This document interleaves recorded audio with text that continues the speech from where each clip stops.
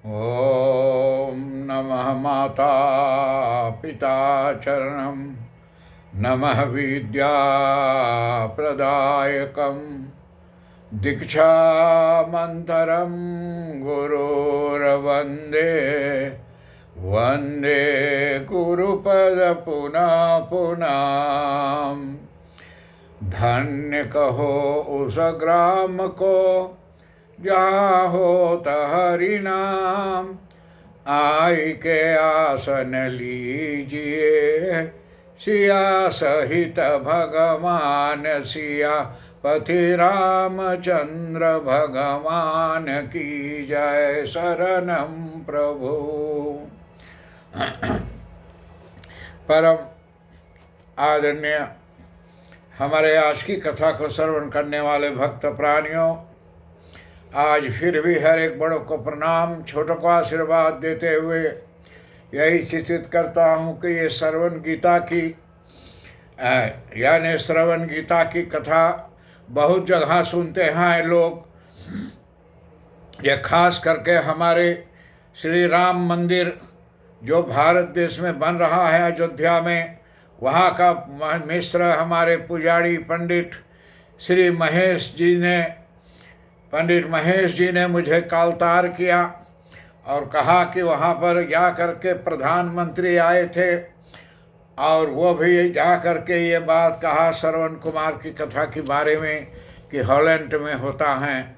और सभी लोग वहाँ देखते हैं तो बहुत से बहुत लोग भारत देश से, जैसे हमारे पूज्य मान्यवर पंडित जनक जोशी जी राजस्थान के निवासी हैं, सुनील संख्या जी, सूर्यभान सिंह, जयप्रकाश और पंडित महेश जी, ये लोग मुझे बधाई भेजे हुए हैं आप लोग के देने के लिए कि आप लोग की कृपा से, और ख़ास करके हमारी छोटी बहनें जो सूरीनाम देश में हैं, चित्रा जी जिन्हें हम चानी के नाम से बुलाते हैं, और महादेव जिनके नाम से महादेश है।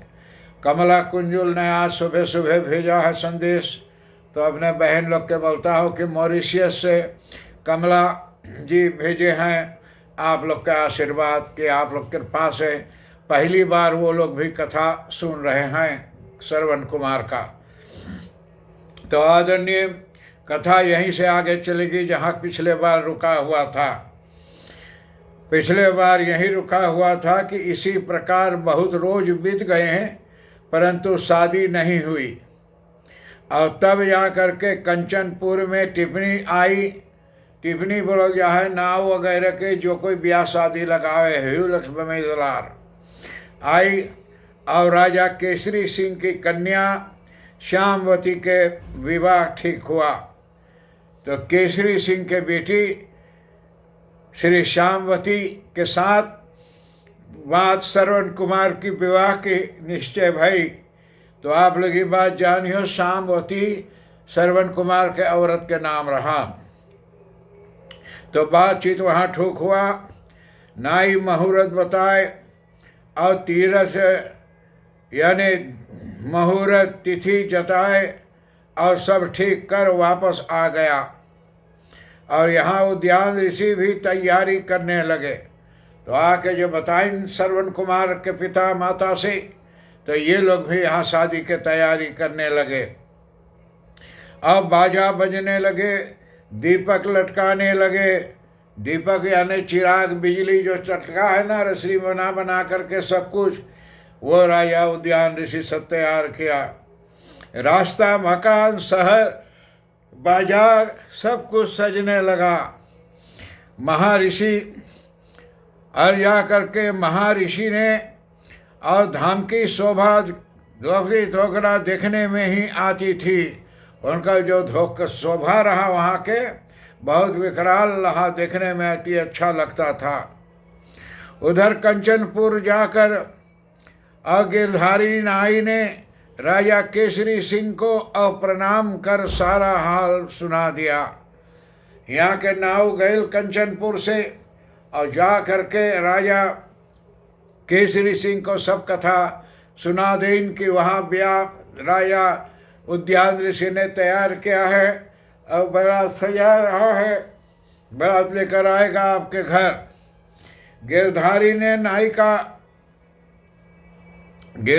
नाई का ये संदेश हुई कि हे राजा, सगरे जिसे घूमे वो फिरे वो, चाहे वो ठंड और घाम, कुशील से जोड़ी मिली महर्षि पन के धाम। सिया पति रामचंद्र भगवान की जय, शरण प्रभु।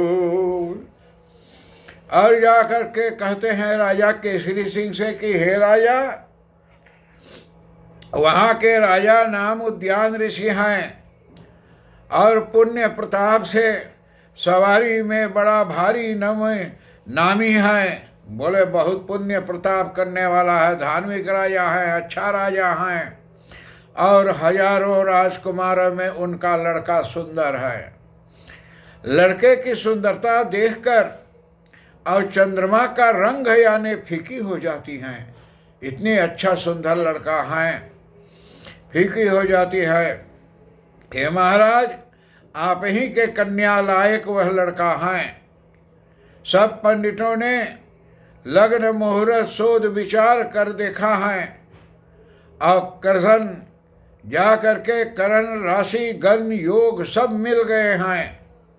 और नाई की यह बात सुनकर महाराज केसरी सिंह कहने लगे। महाराज केसरी सिंह जो हैं तो शामवती के पिता है और होने वाला श्रवण कुमार के ससुर हैं। तो वो कहत हैं नाव से कि हे नाई, नाराजी कुछ है नहीं, राजा है कुछ और, गिरधारी जिन तनिक सा, धड़कत है जीव मोर। सिया पति रामचंद्र भगवान की जय, शरणम प्रभु। और जा करके राजा कहते हैं कि संसार में कहने तो यह बात रह जाएगी कि सासू ससुर अंधे हैं, सब कोई हमारी निंदा करेंगे कि बेटा को ऐसे जाके घर में क्यों शादी किया। बोले दूसर कोई बोलिए काहे ऐसा घर में शादी कर लो, और लड़की को तकलीफ होगी तो वह रोगी, वह रोएगी और पिता को श्राप देगी। बोले जा करके ये बेटी के हुआ दुख होई तो बाप के श्राप दे कि हमार बाप हमार कहाँ ब्याह कर दे, सास ससुर अंधा हैं। आदरणीय अंधा आदमी वो है जिनको बड़े बड़े आँख हैं, अच्छा अच्छा चौकस आँख हैं, और धर्म के काम नहीं जानते हैं, दान पुण्य नहीं करना जानते हैं, माता पिता बड़े लोगों छोटों को पहचान नहीं है, वो लोग अंधा होते हैं। ना अंधे वाला जो उनका आँख का ज्योति मरा गई तो अंधा है, अंधा होते हुए भी त्रिलोकी का और जाकर को उपासक हैं।